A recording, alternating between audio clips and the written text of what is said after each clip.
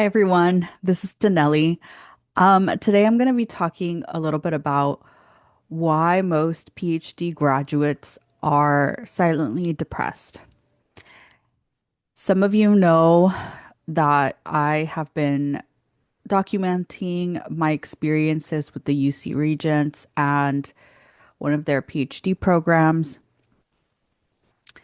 and you have probably noticed, seen, or heard some of the comments that I have made on either Instagram or YouTube about the university experience and basically what the culture is like for different stages of a person's like educational career, whether it's a bachelor's, a certificate, or, a PhD.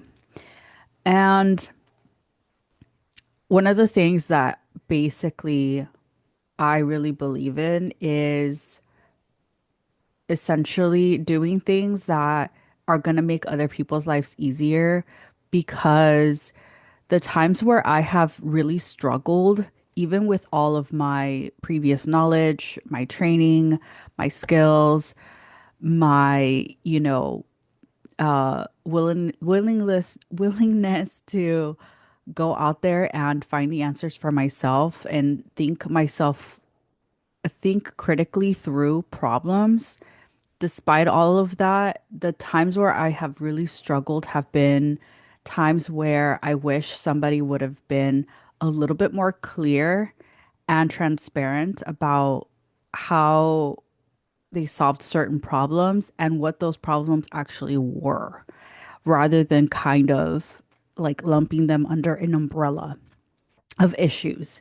And I happen to be the first university graduate in my entire family and extended family. And I did not have any reference points aside from some of the help that some of my teachers and professors provided, and counselors that I reached out to. So, a lot of the help that I got over the years on how to deal with things were basically from other people that did what I'm doing now, which is basically comment and say and express their experience. And that really helped me piece together strategies on how to like survive. But one of the things that I really have struggled with for personal reasons, but also because of the uniqueness of my experience as a first generation academic, has been repeated bouts of depression related to being a high achiever in the Latino community, where, high achieving in education or even academia is not necessarily valued as much as like physical labor, for example. So, I dealt with depression a lot. I have been dealing with depression a lot, and it's it's brutal. Um, I mean, it really can leave you with brain fog, like physical symptoms that people don't always notice and know about, and that essentially like it is an actual like condition that we need to really focus on.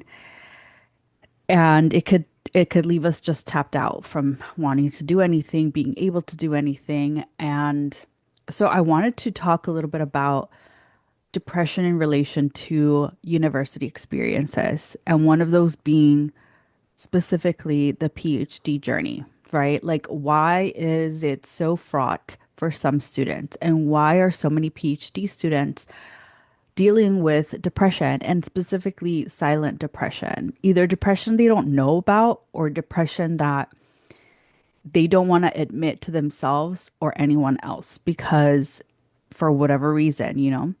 I'll talk a little bit more about that. So, first things first, the number one reason why PhD students, why so many of them are silently depressed is because of the pressures of working, producing good research, and constantly living on a budget. I have a story on this. And it's gonna rub some people the wrong way because I'm gonna again talk about structural racism and the way that it really is veiled, you know, in such a subtle way and embedded in such a subtle way and normalized in such a subtle way. I was at UCSB not too long ago, which is my alma mater. I was visiting because I was, doing a little bit of a road trip slash camping trip and had a woman approach me at a Starbucks and she made a comment along the lines of, yeah, that's the PhD journey. We're all poor. And basically, like, I like to throw parties with my other friends where everyone brings things, like, bring your own dish or bring your own, like, drink, whatever it is. And we just kind of like try to celebrate being together, even though we all know the journey is like financially brutal and we're all going to be poor together. And I was on board until the last sentence, the last part of that, because this is one way in which structural racism and the suffering that certain demographics go through wants to be imposed or put onto others. And this is specifically a woman that was much older, you know, established already as a human being. And it just came across as an attempt to normalize poverty, number one, and normalize the structural racism that already puts some BIPOC students at a disadvantage within that same structure that is making even white people suffer, if that makes sense, the way that I'm explaining that. It's like that old saying, misery loves company. And I was not down for that because I come from a Latino culture and the way that I learned to appreciate my culture was not just the language, the richness in the language, but also the traditions in the culture that go way back before colonization. And that we have worked very hard to maintain and keep and preserve and embed into our lives despite the colonization. And so for me, that really came across as this attempt to normalize the suffering of white people because of their own structural racism as something that others also have to suffer, including the BIPOC people that are in, like included in these environments because of DEI or whatever other initiatives as like a normal. And for me, like I also already have an inherent skepticism when it comes to certain like socialist movements, maybe because I am a capitalist. I do believe in some socialism, but I am very weary of like pushing into communism. And for me, that sounded like an attempt to normalize poverty and an attempt at like normalizing a type of communism. Like if I'm poor, then everyone else should also be poor and we should all like evenly distribute resources, which I totally understand is necessary for the welfare of the state. But at the same time, because maybe because I come from a disadvantaged background, I like to work very hard and it's very tough to see another person that is being lazy and wants to normalize like constant sharing of resources and of like things to think that they're also going to be lazy and like we should all just be poor together. That's just me, my opinion, and why that is can be so depressing in an environment where you still have to work quite a lot. You still have to go to school. And as I pointed out in other videos, we're going to school full time as PhD students. Full time is 40 hours. Okay. Yes, our tuition gets paid, but that's part of our job. Like PhDs are employment, but they are it is a type of employment that falls under a particular type of like tax bracket. So not all of the PhD experience is actually taxed, right? So like grants and scholarships do not get taxed. There are ways to like there are some rules around like grants and scholarships and when it comes to like how to use them and things like that. But for the most part, it's a job. It's a 40-hour plus job to be a student. Everybody has always known that. And on top of it, we do frequently teach. So if we're not teaching for the university or one department, we're teaching for another, or sometimes we're teaching at multiple campuses because we don't want to let go of the opportunities we already have, or the careers we've already started building elsewhere, right? But all of that amounts to over 40 hours of work, sometimes over 60 hours of work if we add it all up together. Plus the demands of, some students that really, really want mentorship and, you know, fostering those opportunities are also highly encouraged for professors and PhD students. So that's all to say that this is all like these are all often expectations that people don't know exist on top of like living on a very strict budget. Because as people know, many times to get through a PhD program, we have to take out loans. And that's not really money that we're like taking like without any consequences or repercussions. Like the weight of that is quite heavy. So it's a lot, right? We know that it's going to have a reward later, but it is incredibly difficult. I've had therapists say, well, you're just being like masochistic because you're allowing yourself to suffer, thinking that things are going to change in the future. And, you know, for some situations, that statement might apply. Sometimes the situations are a little more complicated because, especially with BIPOC students, right?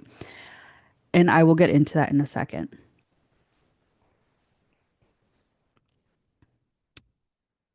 With BIPOC students, academic journeys are incredibly fraught. It is super, super tough to get admitted into certain universities, and it's super tough to really like make it all the way through to getting a professorship or to getting courses assigned. This is because there are particular types of cultures that we have not been like really prepared for. So by the time we get there, finding our way through sort of the university culture can be very tough for work reasons, for school reasons, for networking reasons, but also the budgeting. So that is number one. Number two, fear of having their ideas stolen by others, students, and professors. So this one's a little controversial, but I'm going to say it because it needs to be said. One of the most shocking things for me was going into graduate level courses and seeing that students were not talking.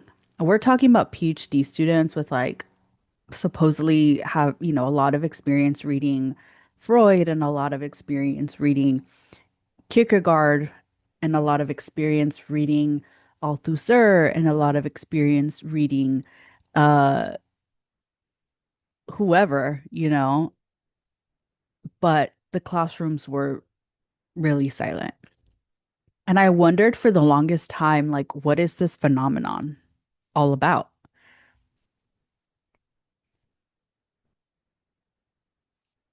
Well, after maybe like several years of scratching my head, like, why am I the only one talking? Or why are the same two people talking all the time? I realized it wasn't just the fact that maybe some students didn't actually do the reading. It wasn't just maybe the fact that the material was tough. They might be depressed. They might be like tired, hungry, whatever it is, right?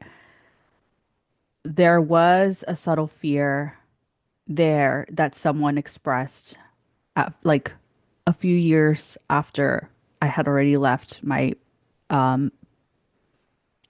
bachelor's university. I was preparing to go into Cal State Dominguez Hills, and one of my coworkers mentioned, the reason why a lot of PhD students sometimes don't talk is because they're afraid of their ideas getting stolen from by other students and by professors. And over the years, I kind of asked like a variety of other coworkers and colleagues, and sure enough, some of them were really blatant about like expressing that this is an issue. Not only is it built into PhD contracts that if you invent something using UC funding, UC research, UC like anything, that they could fight for copyright, they can fight for IP, they can fight for royalties on whatever you built, created, basically discovered. And that's a way for the university to make money off of PhD students. This does not just apply for professors that, wrote a book in the humanities. This has big implications for PhD students at, computer science programs, engineering programs, medical programs, etc. So I'm sure by now you're kind of going, ah, I see why this is an issue and why students would be hesitant to even make the connection between like A and B for other students and other professors, because then the lines get blurred as to who actually created what and who actually like advanced the thought. And this is an active fear of a lot of PhD students, right? Obviously, a lot of them really enjoy when other students do the work for them so that they can write their essays easier, use that for another class.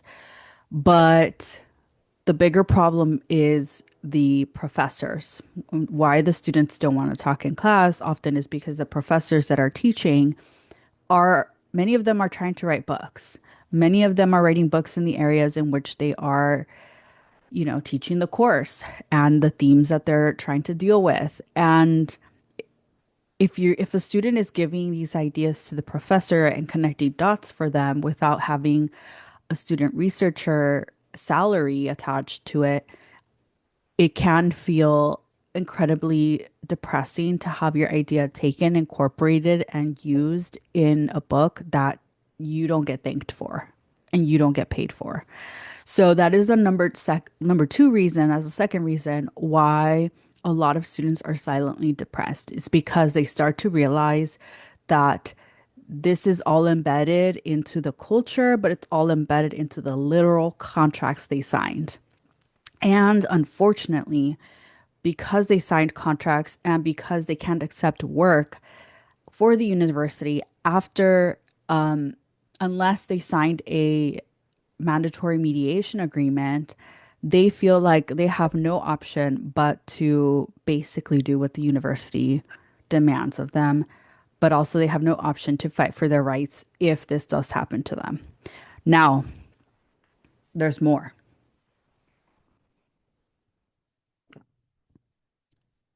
There have been professors, students that have gone missing or have had issues with certain governmental agencies over research that they're conducting.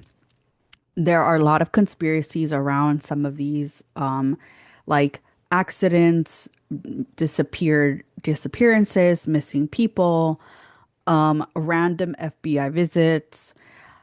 The truth is that this is the fear, right? That basically you're setting yourself up to have your idea stolen, or you were smart enough to have protected your idea, but now, you know, they want to steal research from you, and that falls under like a conspiracy.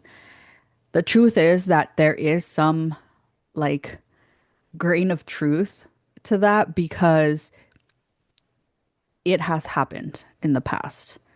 And there are so many stories out there. And this, I can say this because I do a lot of feminist psychoanalysis research. There have been a lot of stories out there of like female researchers, workers that have put in a lot of work for their male bosses, only to have the male boss steal the idea from them. This happens a lot in law, by the way. Thankfully, a lot of paralegals are paid for like some of the research that we do for lawyers, but unfortunately, that we've seen this happen to a lot of younger females that work for male bosses. And a lot of the cases that I've heard of were from when women first started working a lot and going to school, ranging from like the 40s, 50s, give or take 50s to 60s. Like you heard a lot of like the proto feminists that really said, this has happened to me and I had to get tough. And I realized it was a man's world and they would steal my ideas and so, right? Those stories are very true and they're still happening. Oftentimes, they're accompanied by stories of sexual assault or sexual harassment, you name it. But that is still a big concern, right? The fear of having their ideas stolen by other students and professors. Now, number three. Some stories make us laugh, some make us cry, but the most memorable ones are the ones we share together.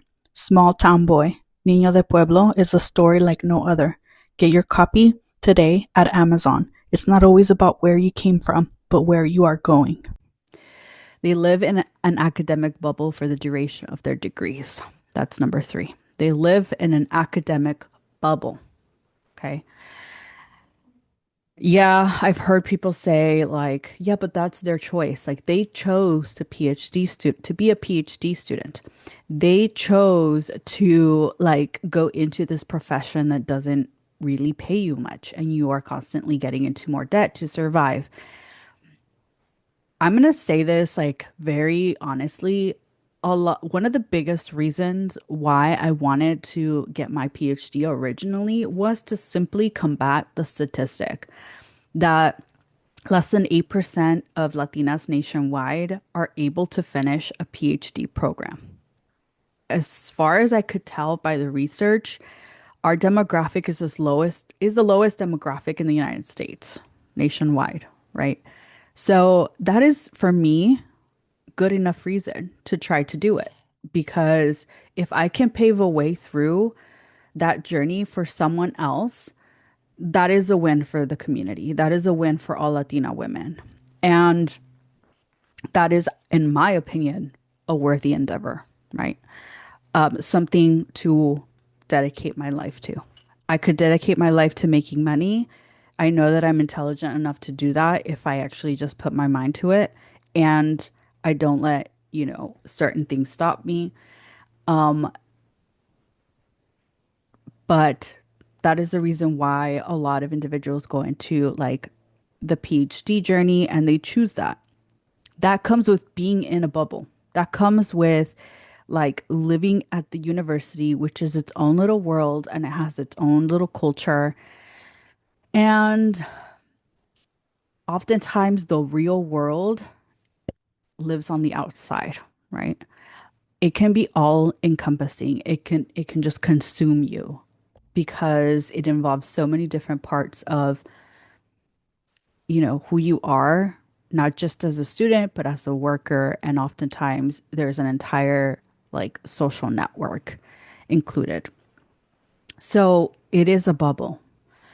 Not only that, but you have like the realities of the real world around you. So you're hearing the news like this happened here, that happened there. And oftentimes, because you're tied into a contract for 5, 6 years at a time, it can feel like you are pretty much stuck. Like you cannot really undo something like that easily, that kind of a commitment, right? For people that say, well, you could just drop and like let it go. We're talking about 8 years of education and commitment here, right? If you go, if you, even if you quit halfway through, like bachelor's plus a master's plus a PhD, that's a lot to give up on. And oftentimes the admissions process is so lengthy. There's so much that goes into it. Yes, a lot of people eventually just BS some of it, but to give all of that up is a lot. Um, that being said, like you are living, if you decide to stick with it, a little bit disconnected from the rest of the world. And to realize that at some point you're going to have to transition out into the real world and get a job and basically confront a lot of the like issues that you might be disconnected from, can be really, really tough. And yeah, that's like that's living in the bubble. Not only that, but oftentimes some of the books that we read are like this thick, you know, like they weigh a pound. So, or more. I mean, Proust had it like several volumes, I think. Um, so to get immersed into something like that and then, you know, be done and come out of that could be a very strange experience to just like, come out of all of that. Yeah, you're living in a bubble while you're trying to finish this major goal, trying to change statistics, um, or whatever it is, right? So that's essentially reason number three. What else can I say about this? I think a lot more students are silently depressed. They don't know about it. They probably don't know the symptoms of depression, what it looks like, what it feels like. They probably just, maybe their culture has normalized constantly feeling anhedonic and unhappy and no joy and no motivation and essentially like having all the symptoms of depression. They might not even understand that some of their physical symptoms might be connected to that. Number two, if they do know, a lot of the times students will not say that they are silently depressed because either there is a lot of shame attached to the depression and because they hear the same rhetoric that I just mentioned, right? Like you chose this profession, you chose to go into a PhD program. So, like, how dare you be depressed at all? How dare you suddenly like not like what you are doing? Or you signed up for this, you read the contract. Like, you have no right to be suffering or to feel like some of this is unfair. I mean, I've already mentioned a lot of reasons why it is unfair, and students often feel like they can't do much. And it's mostly an illusion, like a legal illusion. But that's the second reason why students sometimes don't want to say that they're silently depressed, right? Because there's a lot of shame and they feel like I have no right to be unhappy with this. But that is essentially why this is such a phenomenon. And as somebody who's survived several degrees now, who is a professor and, has taught a wide variety of ages in a wide variety of campuses, these are some of the things that I feel should be shared more often with students, not as a don't do it. right? Because you never want to tell people, like, don't sign up for that program. Don't sign up for a master's degree. Like, you don't even need it to, like, be successful. You don't even need it to, like, be a millionaire, whatever it is. Like, do it in a way where you're sharing your experiences. I think that has a better chance of like basically reaching someone and being beneficial to those that are considering that life. Now, one of the things I didn't mention, but I do want to touch on before I finish this video, is the fact that, especially for first generation BIPOC students, depression is a lifelong issue that probably comes attached to abuse, structural racism, other like chronic problems that basically started or were part of that individual's life before they even attended university. And they were lucky enough to be able to be offered a position at those universities because of those disadvantages. And this goes into all of this rhetoric of like the DEI hires and like the diversity initiatives, et cetera, et cetera. A lot of these individuals already are predisposed to getting depressed. So if you like throw them into an environment that they have to really adjust to, where they're separated from a supportive network, that's not going to change. It's probably going to get worse. And I sure enough, when I went into my bachelor's program, I saw that happening for a lot of my colleagues. They went crazy. A lot of them did not know how to handle it. And depression can also look like excessive extrovertedness and risk taking, by the way. It isn't just necessarily like I'm gonna lay in bed all day. People, in order to feel something because they've gone numb from depression, they take excessive risks. And I mean excessive risks. Like they're the type of people that won't wear a helmet when they're riding a bicycle at night or any reflective gear or anything like that. Like that's what I mean. Like they're destructive. And if you throw them in an environment where like they have to adjust so much, living in that bubble is going to become impossible. And so, yeah, that goes into like why so many continue to be depressed during their university journey. Instead of actually making them feel better, they actually experience worse symptoms. So that is one of the things that I did want to mention.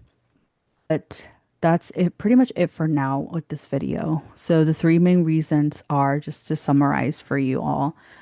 One, the pressures of working, producing good research, and constantly living on a budget. Two, fear of having their ideas stolen by other students and by professors. And three, they live in an academic bubble for the duration of their degrees. And those are three main reasons why PhD students live with silent depression. Anyways, that is it for now. Thanks so much for sticking with me through this video.